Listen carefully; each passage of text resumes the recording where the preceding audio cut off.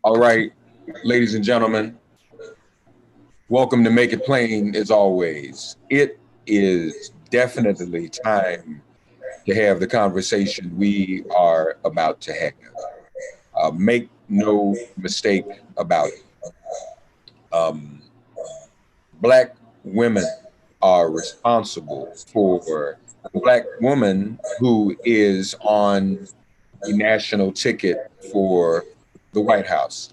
And we want to talk to the Black women who help make that happen. There are two hashtags: win with Black women, listen to Black women. And you all, everybody knows me. I have no problem doing that. I was raised by Black women.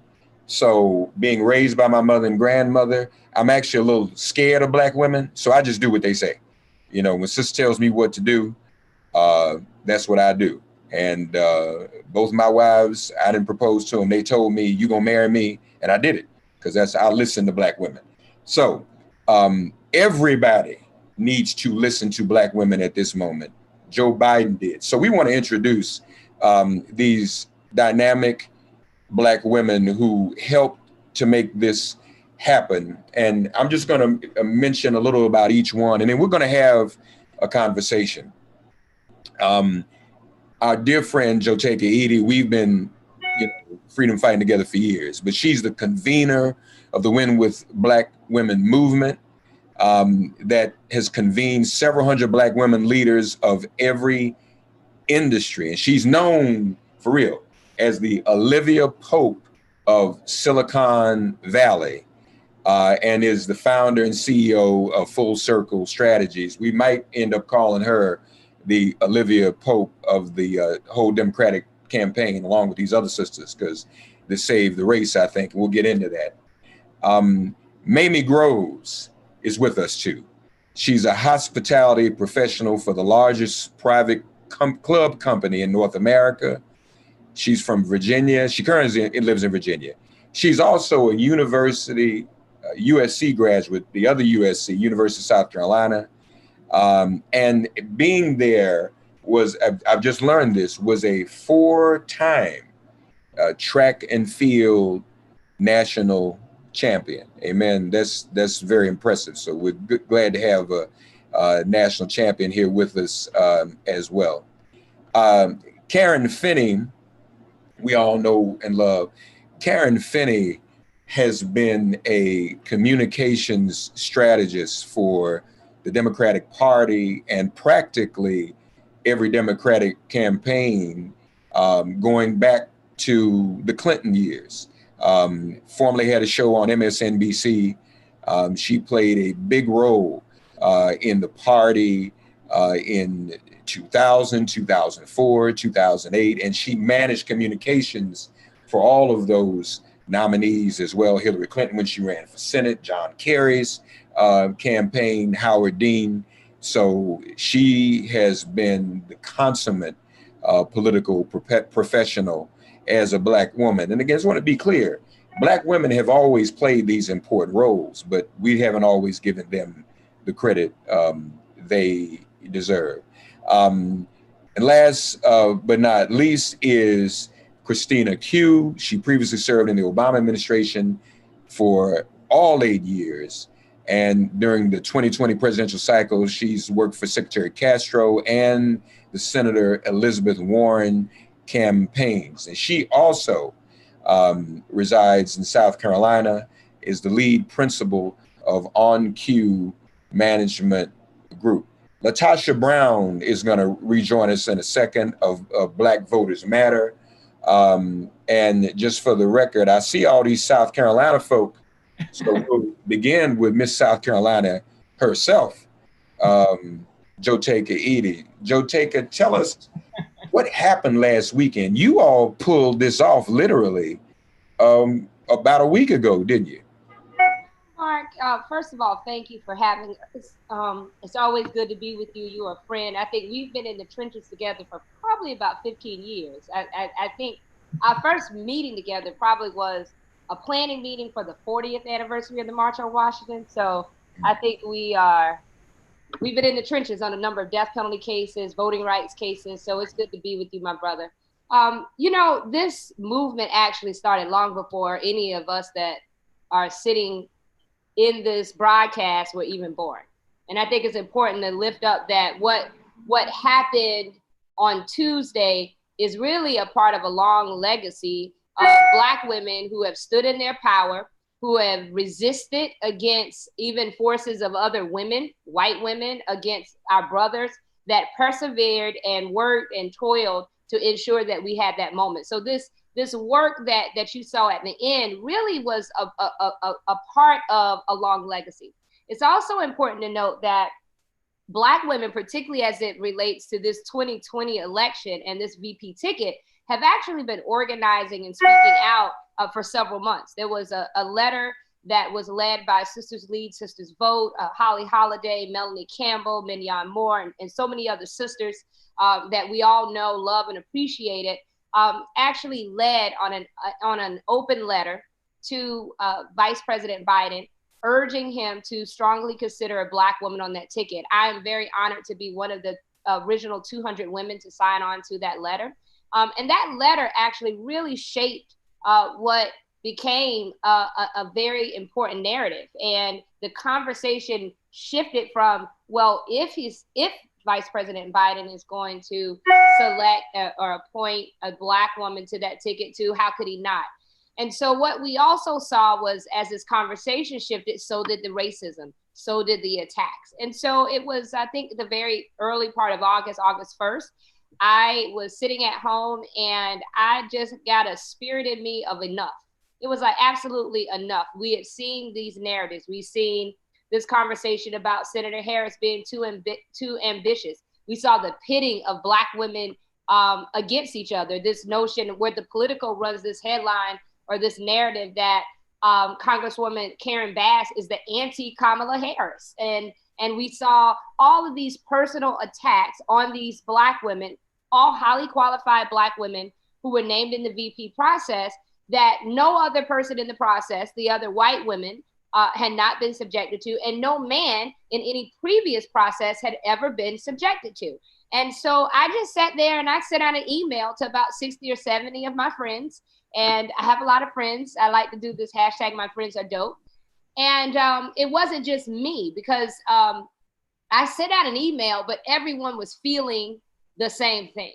And we knew what we had to do. And that's what Black women always do, is come together and save America, save this party. And we came together under a banner of Win with Black Women. And what we wanted to do is send a very strong message to everyone, the media, to even donors, select members of the vetting committee, that what we would not do would be to allow the racism and the sexism that was taking place in this VP process. Also, very many members of those more than 700 women that signed on to this open letter also wanted to make a very clear point that it was important for there to be a Black woman on this ticket. And so that group of amazing, strong Black women, intergenerational, from all across the country, came together and was very loud and clear what we knew both in our hearts, what we knew that the polling showed us, that, you know, in swing states, Higher Heights released the poll. 48% of voters in swing states felt that it was important for Vice President Biden to put a Black woman on the ticket. 60% in those swing states of millennials and Gen Z felt that it was important. So we knew in polling, we also knew in our hearts and mind, and also Black women were very clear.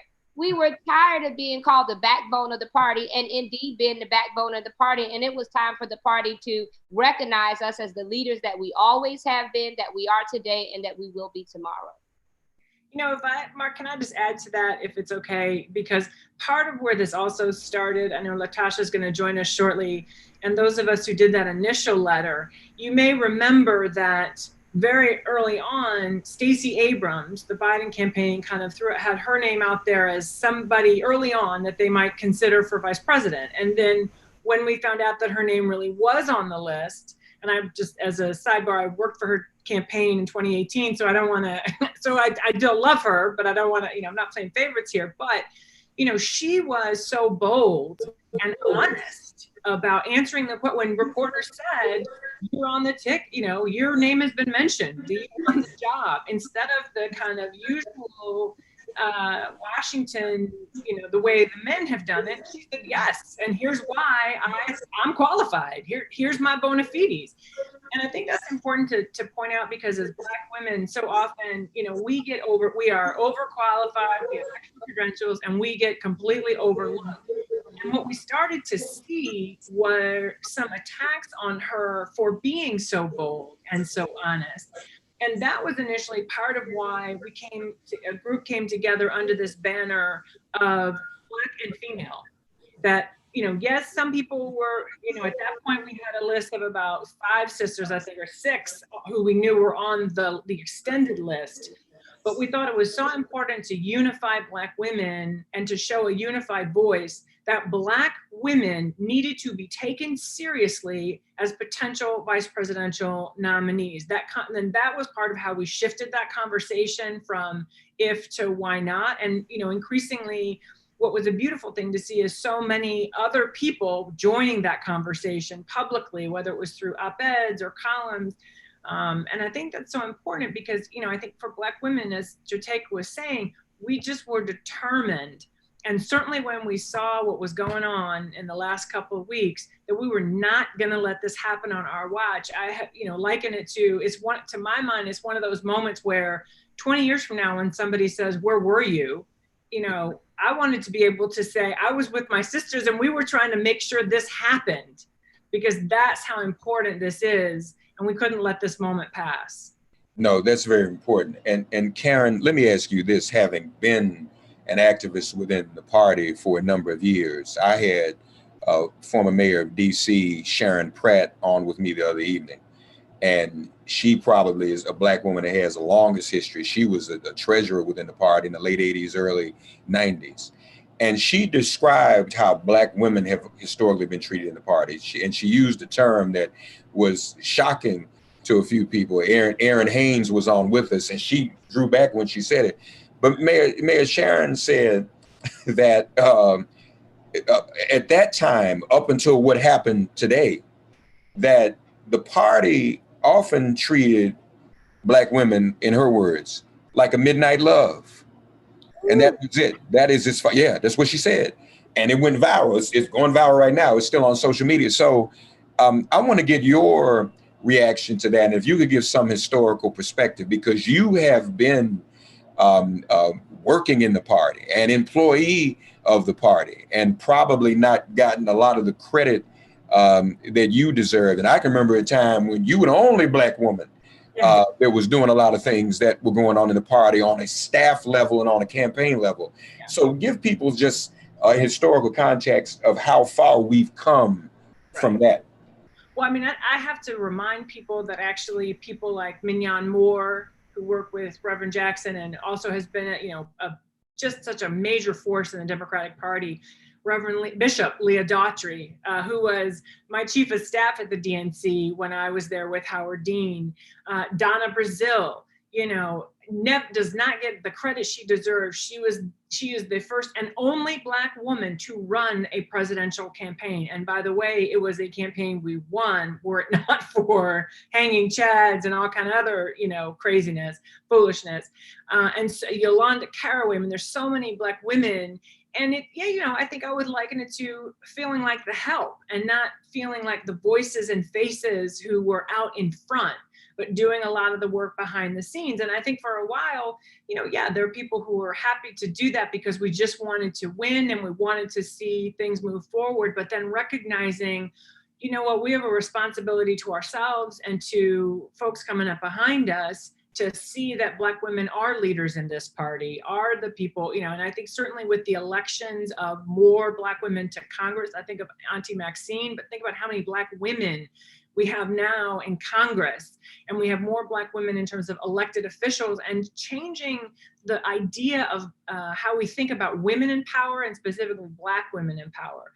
And, you know, yeah, being sometimes the only one at these tables to say, you know, you can't say that. We can't do that. What about the Black folks? What about this vote? And, you know, I'll tell you, Mark, the other thing, having been in progressive circles for so long, that I think is really important in this moment is, as we know, historically, you know, it has been taken for granted by the Democratic Party and progressives that Black people were progressive and were Democrats without having to feel like they had to work for our vote.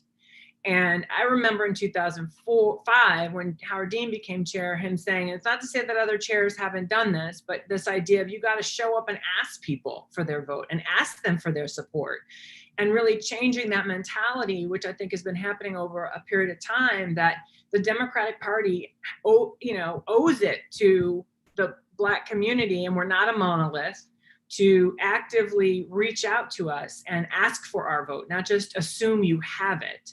And so that, I think, has been a big part of the struggle and the work that has been going on within the party. And I'll just be clear, you know, it's like when Barack Obama was elected and people were like, oh, we're post-racial. No, it's not all fixed, but this is such a huge, important moment. You know, Mignon made this wonderful point about this is writing, to my mind, it's writing a new chapter in the history of Black women in our country, that we have a Black woman vice president. And I think it is important that people see that Black women were behind, mobilized behind her in a way that made the difference. Karen, I know you have to run. I want to ask you one more question. Okay. What are your thoughts about the attacks that we're now seeing, which I don't think are surprising to any of us, but there are attacks coming. When someone's being attacked from all directions, then it means they probably are doing something right. So you have the white supremacists and the right wing and Trump. And then you have an online movement that we all know helped to derail Kamala Harris's campaign during the primary with a lot of falsehood, trying to divide the Black community.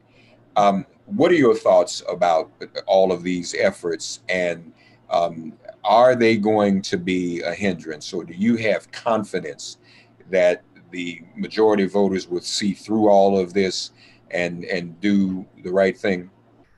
Well, I have confidence in our people because of the way we came together behind Kamala and behind the concept of a Black woman VP, and now behind Kamala. Jotaka mentioned these letters. The first letter has over 1,000 signatories to it, and the second one, I think, over 1,500. There was a letter by 100 Black men. So I think our community realized we had to get behind her in a big way. And I think it is for us to also make sure that we're putting out correct information about her, because certainly some of those memes and themes from the primary are still out there, and we got to stop people from repeating some of them. But, from Trump and the right wing, you're exactly right. I mean, it took them an hour to go ahead and attack her. Here's what I would say about this, though. This othering, this birtherism stuff that they're trying to do. They're trying to whitewash us out of history and delegitimize our existence and our role in this country and our power in this country. And I think we have the most important thing we can do. I think we learned this lesson, frankly, from Barack Obama. I think we have to hold the media accountable. They need to, I was pleased that they said it is a lie. It is not a fact that she is not an American. We have to stop that in its tracks and be very firm and very clear to call out sexism, to call out racism, to call out the lies. Because the barrage, this is the Trump strategy, having gone up against him in 2016, this is what we saw. They just try to muddy the waters with as much junk and misinformation as possible. So we've got to be the trusted voices that people can go to and say, okay, well, let me check this out. That doesn't sound right to me, so let me go find this out. I think that has to continue. We have to be aggressive about it. I think the women who have come together are committed to doing that. But I really think a big piece of this is also holding the media accountable for not trafficking in racism and sexism. And the last thing I'll say, Mark, is, look, this is a learning experience for all of us. We've never had a Black woman on the ticket. So, that's part of why we've got to hold people accountable. We've got to be vocal about this, because some folks are going to make mistakes. They may not realize that it's racist or sexist, even if they should. So we've got to be there to keep it to keep it straight. And that was part of what we did, in the last couple of weeks, to say, we're not going to talk about personal traits, likability, she's too ambitious. Talk about what she brings to the table. Talk about what she can do for the ticket. And, we've already seen over $26 million, I think it is, that they've raised. So she's already bringing a lot to the ticket. Yeah, no question about it. And we're also seeing she's a Black woman, but I've been hearing, obviously, the whole nation of Jamaica is, just overwhelmed. So, you have Jamaican family is, they serious once they get in on something. The Indian community. Yeah. I've even heard from women in the Asian community. The Queensborough president here is Korean. Yeah. And she was in tears because they see their children see Kamala Harris and they see themselves. So this is a monumental moment. And I was one of the, LaTosha hit me up over the weekend. She said, Mark, we need to get 100 Black men on this letter. That's right. We organized, we got our brothers together. All of you sisters watching this now, tell your brethren to get on this too. Black men, we got to stand up and for once support Black women and get behind them. Karen, if you got to run, I understand, but if you want to stick around, you're welcome to stay. We love you though. Thank you for all your hard work over the years. Because these women are powerful, so enjoy. And we will talk again. We'll be hearing more from you because listen, if we're gonna have a Black woman on a ticket, we need to have more Black women in these commentator roles too. I'm still watching TV and it's a bunch of white men talking about Kamala Harris. So we need, right. So we need to stay on there. Love you, Karen. All right, LaTosha's here. We're gonna come back to her. Let me go to Christina. Christina, how did you get involved in this and what made you decide to sign on to the letter and be active in this yourself? So one thing I accidentally omitted is that I am also the chief of staff to Full Circle Strategies, which is Jotaka's firm that we are building. Jotaka, as you said, is Olivia Pope of Silicon Valley. And so I have been working with her to build a team, and we have clients. And so overnight, anything that Jotaka does, really, and truly anything that she does, I'm her sidekick, and I'm right there, right beside her, doing whatever we need to do in the background to get it done. Whoever we need to connect on email, whatever documents need to be drafted, whatever we need to do, I'm right there to get it done. And so it's like we were talking about earlier, as a millennial, for me, I'm happy to be in this space, to see the intergenerational mix of this group come together. So your Leah Daughtry's, your Donna Brazils, that was, a political idol for me to work with and, for Donna Brazil. And now to be able to work in a collaborative space with her, and then even younger sisters who are just getting out of college, go Gamecocks, Mamee and Jotaka. But, so as a millennial, it's like just really exciting to be in this space where we can collaborate and come behind a common cause. And, I think we were all looking for, even working on these campaigns in the 2020 cycle, everybody was looking for that Barack Obama, magical, candidate that was going to just really excite us again, especially as Black people. And I think, in a roundabout way, took us several candidates to get there. But I think this moment, it really feels like that all over again, where we are energized as a race. And I'm just really excited about, to see what's going to come and how our community is going to come together and coalesce. And we're going to build that, wall around Kamala Harris to protect her for this ticket. Christine and I were plotting, y'all, before the rest of y'all came on, about the wall that needs to be built, because there's so much, there's so many things going on online that are targeting her. And I already know for a fact that some of that is foreign. Yeah. All right. A lot of these accounts y'all looking at are not real Black people. I'm gonna give you one way to tell this. I'm gonna give y'all a little tip. If you see an account with a Black person's face that is not a digital photograph, because everybody, even senior citizens, got a digital phone now, and look like something they copy paste out of a yearbook, question that. And then when there's a whole string of numbers as a part of the Twitter name, question it. And look at what's being said. What's your message, Christina, to some of our younger people who spend an inordinate amount of time on social media, who are being targeted and propagandized thoroughly. The millennials, the Gen Zers like myself. What do you say to all of the young people who are looking at what they're looking and being thoroughly confused on purpose? You know, it's funny too, because I'm a little on that cusp where I'm not that young person that's on Twitter, and I don't get over consumed by Twitter, and I'm not posting every day and all that. But I would say, you know, step out of your bubble and educate yourself, right? Like I would say, you know, like listen to what's going on and pay attention, because like everything you see on social media is just so much, and they're inundated with so many things. And that was one of the first things I told Secretary Castro. I was like, you know, don't worry about what Twitter is saying. You know, we got to worry about the reality and, like, you know, get back into the real world. And unfortunately, in this, you know, coronavirus space, we are in a very digital community right now. And that is where everyone is getting their information from. And so I would just say, you know, like you're saying, like, check your source. You know, if you're reading this stuff, like, you know, pay attention. Like I was looking up somebody, he was a peer of mine, and I looked up his Twitter, and then I saw he was kind of talking about Kamala as a cop and all this stuff in his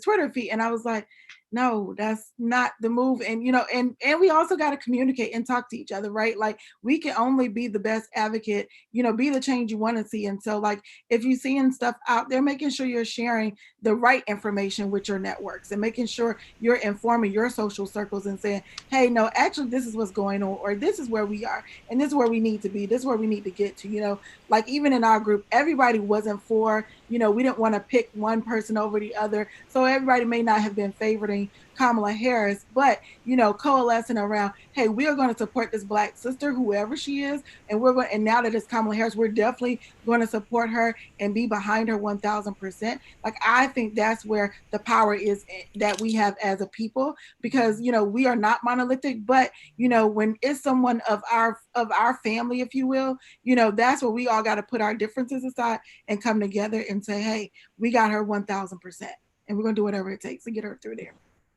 Mamee Groves, 4-time national champion. What about you? How'd you get involved in this? And on that note, as Christina was saying, because maybe all of you weren't for Kamala. So let me just ask you that. Were you for Kamala, or was you for any one of the Black women that he might have chosen? Would you have been satisfied with that? I would have been 100% satisfied. You know, to see someone that looks remotely like me, I'm all for it, you know, and I think that was the biggest thing. And how I got involved, of course, is Jotaka, the Gamecock connection. But for me, being you know, someone in corporate America and being on these calls with all these wonderful, powerful women that are, you know, in the political arena was very eye-opening to me. This was my first experience sitting on a call with all these powerful women that are just in the, like I said, like in the background, just moving things, making things happen. And then, you know, what really made me set it on fire inside of my heart, and I'm like, you know what, I'm all in, whatever I can do, I'm going to do, is because the comment of too ambitious. You know, being someone that works, not only I work in the golf industry, so I work in a very male, white dominated industry. And so being in that type of industry, you know, and I worked in the hotel industry for 12 years before that, which again is ran by mostly in North America, white males. And so, you know, when I heard the two words too ambitious, it just took me back to a place when I first started in my career where, you know, number one, I'm 6 feet tall. You know, there's no missing me when I walk in a room. And I always felt like I had to, you know, make myself smaller than what I am. I can't do that. You know, I always had to change my tone of voice to make people feel comfortable, or, always feeling like I'm being too ambitious. And so, you know, when I heard that, it just was like, you know what, we're not going to allow this to happen. This is not only happening within the political party, but it happens to Black women and, you know, across the board. Again, it's the same thing in corporate America. And so for me, You know, when I was on these calls at 9 o'clock at night, 10 o'clock at night, 11 o'clock at night, going back and forth with Jotaka, I'm like, you know what? I really am. I'm going to support and I'm going to move forward with this, support her wholeheartedly. And like Christina says, you know, Christina said, you know, when I see stuff on social media, I don't get in back and forth in a debate, you know, but I will put the correct information out there because it is necessary for us to do that, you know, and I'm just excited about it. I think it speaks to a lot of women like me, no matter where they are in their career, if they're fresh out of college, or if they are the vice president or senior vice president or CEO, we all can relate to her.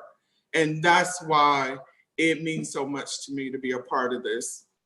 Amen. Well, and we're glad to be part of it. And see, we have a vast array of Black women folks from all walks of life.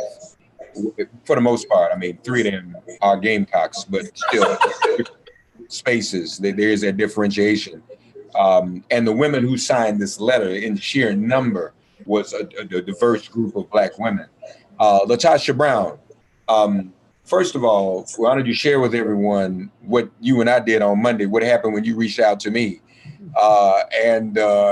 Midnight owl. Yeah, right. And then what this means in terms of, because let's be clear, you know, Black people have to be motivated. We have to be motivated to get out to the polls. And we need that inspiration. What it means to have this sister on the ticket versus the same old in terms of voter mobilization. Well, as I get ready to talk about that, I do want, because I have got to acknowledge these bad young sisters. Like at the end of the day, I've got to give them, Jotaka was our leader, right? She pulled this together and I think it's critical. The reason why I want to raise something too is we need to also be prepared for what's coming. The attacks are not just coming on Kamala, the attacks are actually coming on us. And the way that the attacks are going to come is actually to divide and shift the narrative. And so there are 2 things in particular. I do a lot of, I've been contacted by a lot of media and been doing a lot of media stuff lately. And today alone, and I think this is critical, today alone, I got 3 phone calls from media outlets, major media outlets, start asking the question at some form or fashion around the generational divide in supporting Kamala. And what was interesting is I asked all 3 of them, what was your source? I hear what they wanted me to respond on the generational divide of why there were older people supporting Kamala and then younger people not supporting Kamala. And so I said, well, where did y'all get that from? Tell me what the evidence was, or where did you get that from? Not one of them could give me even where they had even a conversation. So somehow that narrative is being floated.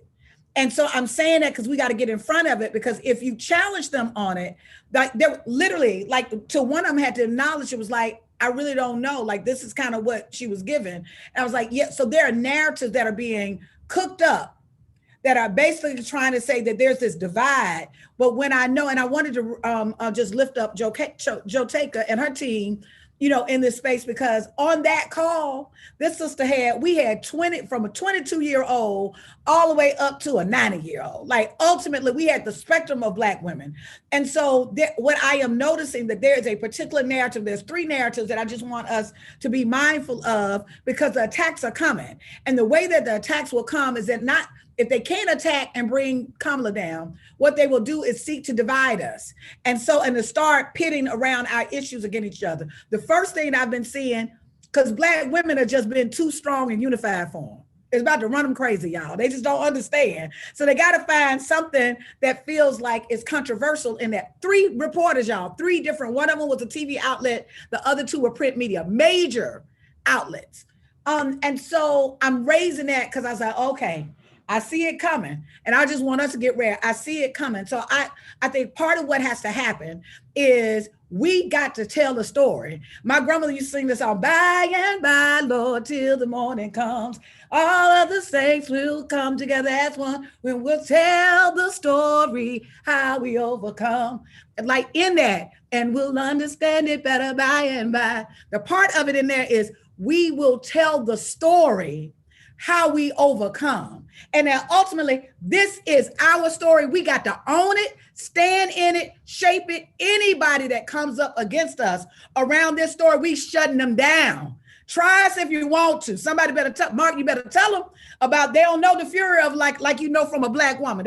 Somebody better tell them. But ultimately, I'm saying this because I'm seeing these narratives. Like now y'all are creating a narrative that it's the older women that push Kamala and younger women that, where y'all get that from? Matter of fact, I even raised it to him. I said, what's interesting is that it was the younger women who were leading this leg of the marathon, that there were sisters all along that had the baton and carried it. And at this leg in the marathon shoot, it was the young sisters that was like, come on, we ready for our part, that was standing up and creating the social media and keeping us on point.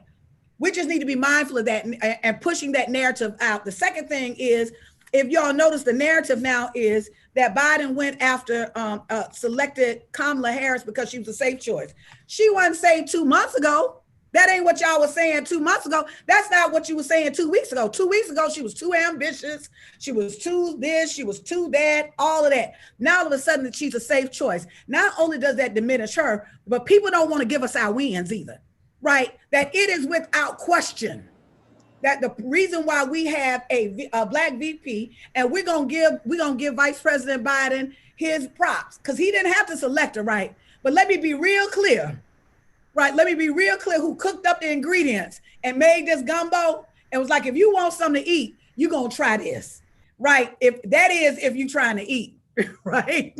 You ain't gotta eat if you don't want to, but if you want to be fed, you might need to try this gumbo.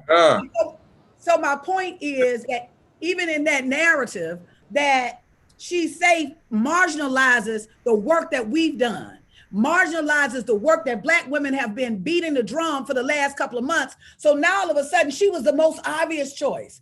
She was the safe choice in an attempt to marginalize that Black women were relentless across the board around. There was a core group of Black women that were relentless about this. So I think that's the second thing that we're going to have to dispel a part of the narrative.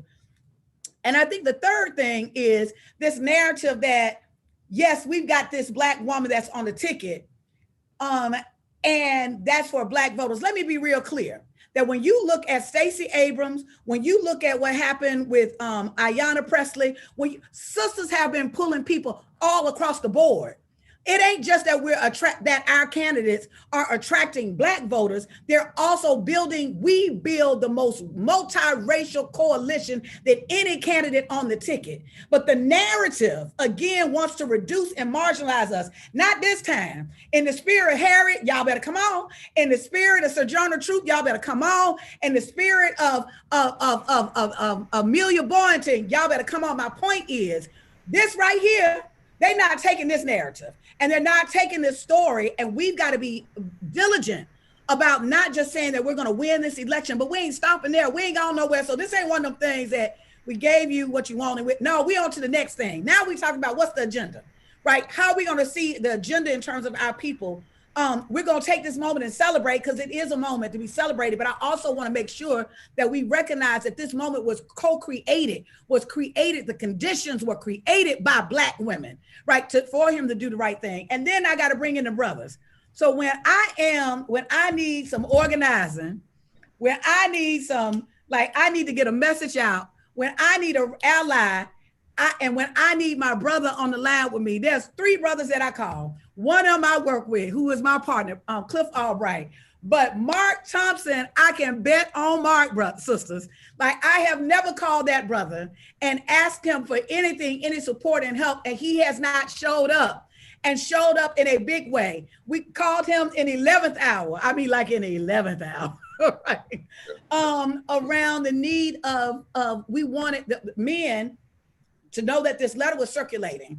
And so Mark got on it. Every time I picked up my phone, he's like, bam, this name, that. You got him, sister? You got him, sister Mark? You know, what is interesting, though, I will tell you about what's different about the brothers and the sisters. Just a quick, Black inside joke. The sisters were sending their names. The brothers were Reverend Dr. Bishop, PhD, But I ain't mad at them. I ain't mad at them. But be real clear. The brothers are like, y'all gonna know who I am and all my letters and titles. But it was all good. It was all, and then I think I got one that says the Reverend. I was like, well, I wonder how you become the Reverend. But you know what? We had a couple of those, LaTosha. We did have some. Okay, all right. But I feel a little bit better. I feel a little better.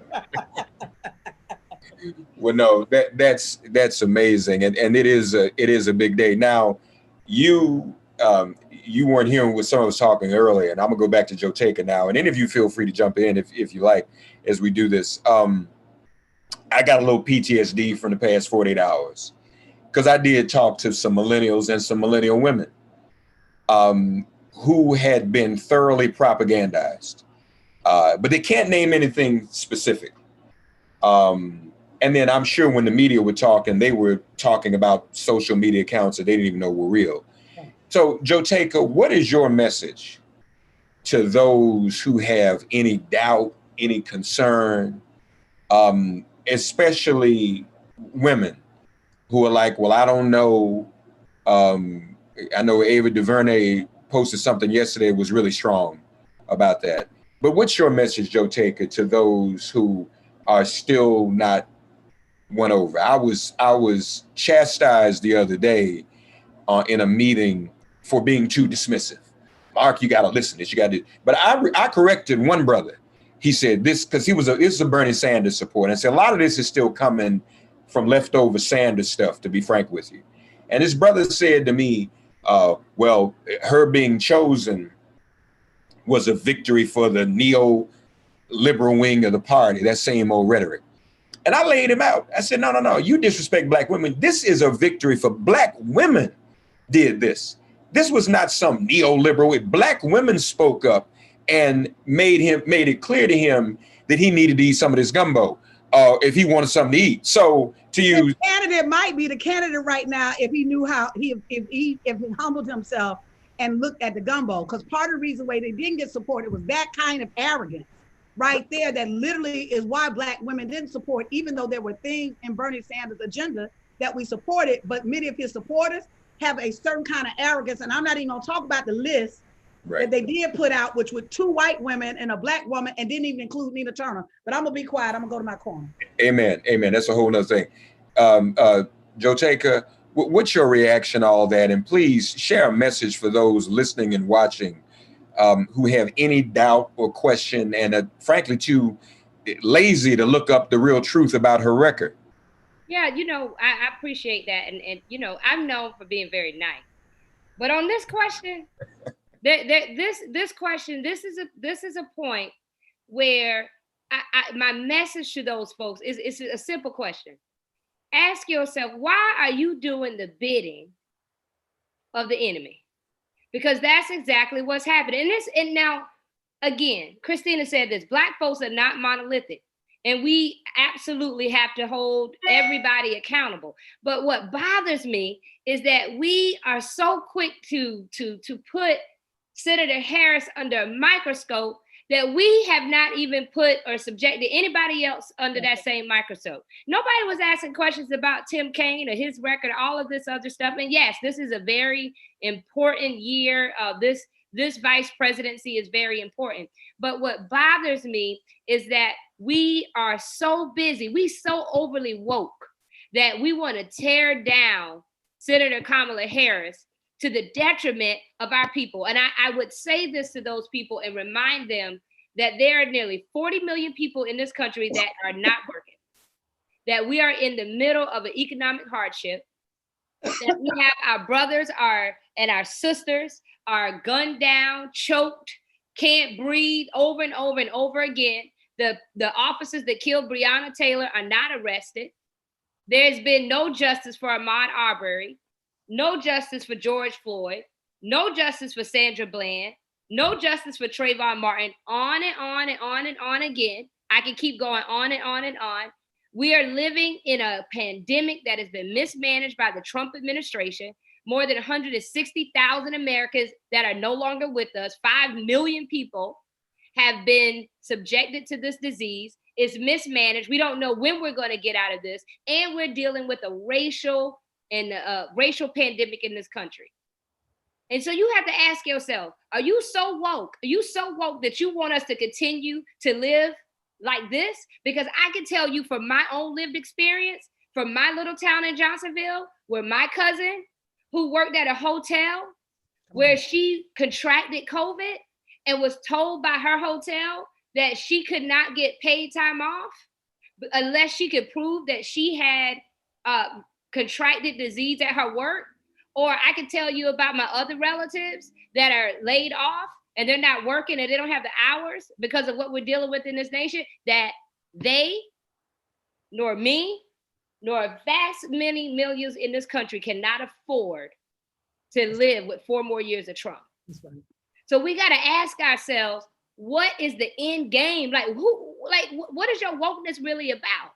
Is your wokeness about being on an agenda, or is your wokeness about the people?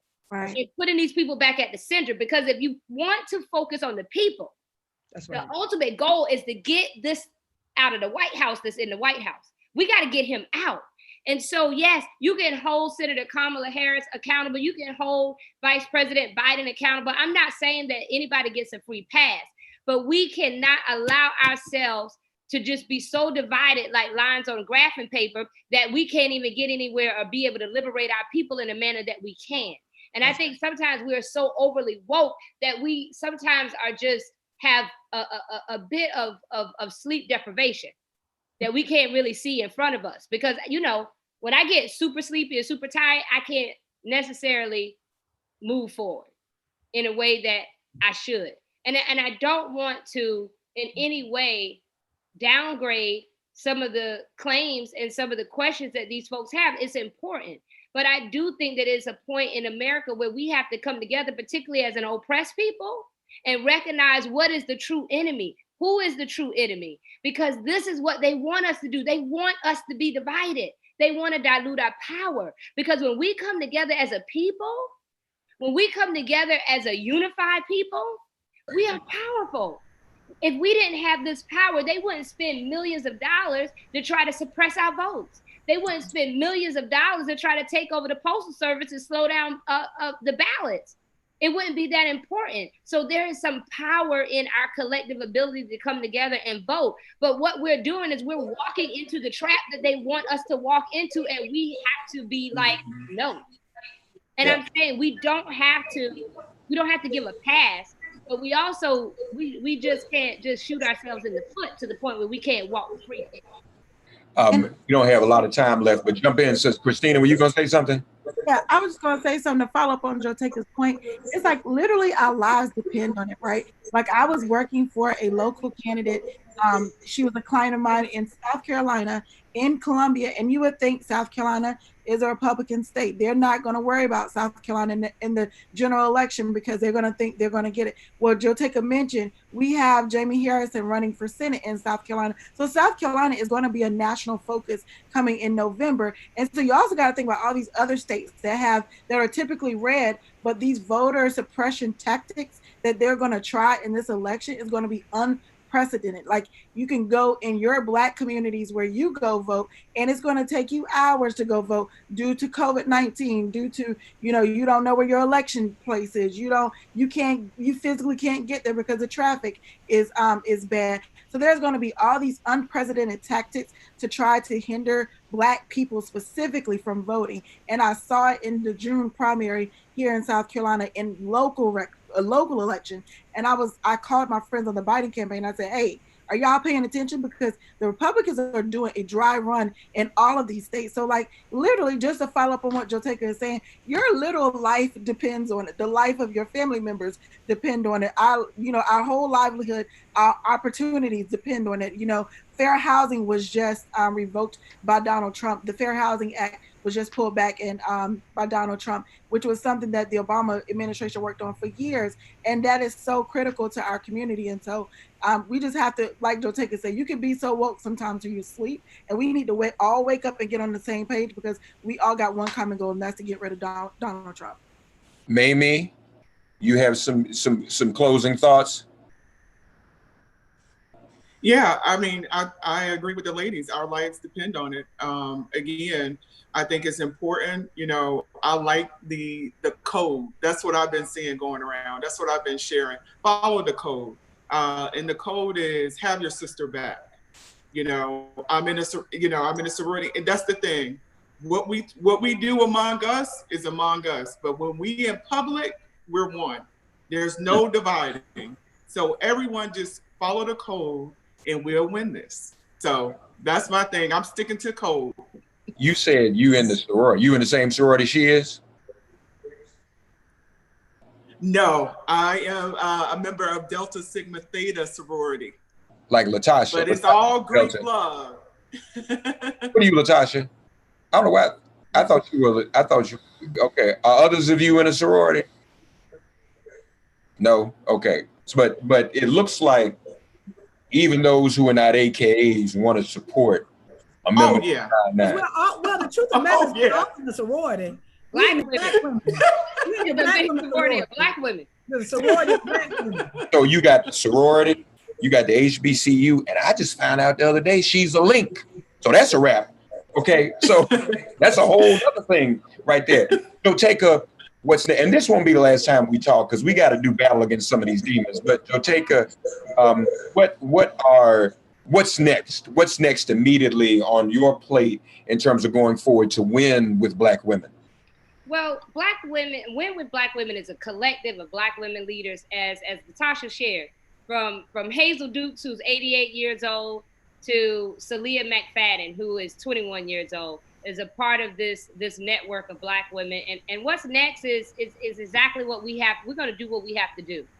You know, we envision and we know what we want to see as this historic. It's already a history-making moment, but we know it'll be even more historic the day that Senator Kamala Harris put her hands on that Bible and does that oath and is sworn in as vice president. But we know that we won't see that day unless we actually win. And so we're going to do three things. We're going to make sure, number one, that we're pushing back on the racism. We're pushing back on the sexist attacks that we know are coming, and they're going to keep coming. Number two, we're going to do everything in our personal capacities to leverage our networks, to leverage our influence, and to leverage our brilliance to ensure that there is a victory in 2020 for not only Senator Kamala Harris and Vice President Biden, but for all of the Black women that are running up and down the ticket in states across this country. And number three, we're going to make sure, as LaTosha says, that we're going to make sure that people understand, recognize, and respect the power that is Black women. We are 16 million voters in this country in 2020. We are the highest propensity of voters in the Democratic Party. We're the most loyal voters. We don't just vote ourselves, we take our families to the polls. In addition, we're the most educated demographic in this country. Black women are bad. We're leaders. We've been leading, we are leading, and we're going to continue to lead. And it's going to be very important in this election cycle that people in every walk of the political arena is taking their lead from Black women, that they're taking their lead from these Black leaders that are part of this collective and beyond this collective. And that is what we're going to do. And as LaTosha said, we call for a Black woman to be VP on this ticket, but that's not the only thing that we want. We want more. Yes, we want the Supreme Court. Yes, we want Black cabinet positions. Yes, we want senior Black leaders and Black women in the administration. Yes, we want an agenda that is a Black women's agenda, because what we know, and we put this out on social media, when Black women enter, when Black women win, everybody wins. When Black women enter, we see everybody. Black women, when we're at the table, we are fighting for everybody at the table. So whenever a Black woman is at the table, it is to the benefit of everybody. So we are going to make sure that people recognize, understand, and respect the power that is Black women. And that's what's next on our agenda. Amen. Well, in closing, let me just say, all of you are great. And I am in formation as a Black man, and I'm going to encourage my brothers to be in formation. Two things. LaTosha, I always appreciate you blessing us with song. That song you sang was the first song I learned in church as a little boy. We'll understand it better by and by. I'm not going to sing it right now, but we'll do that. We got to do something together next time. Also, this is one of my favorite quotes, Queens. Dr. Osagyefo Kwame Nkrumah, who led the independence movement in Ghana, the first president of Ghana, said these words, that the degree of a nation's revolutionary awareness is determined by the political maturity of its women, not of its men, the political maturity of its women. So you all let me know that our Black nation is very much aware. We've got some work to do, folks. So follow the hashtag Win with Black Women. There'll be more discussions like this. I'll be involved in more discussions like this. You all gonna see me fighting on social media with some people too in the days to come. They've inducted me into the K-Hive also. So we're gonna be doing all of this. We want to thank Jotaka Eaddy, LaTosha Brown, Karen Finney, Mamee Groves, and Christina Cue. God bless all three of you. And thank you, sisters. Win with Black women. Listen to Black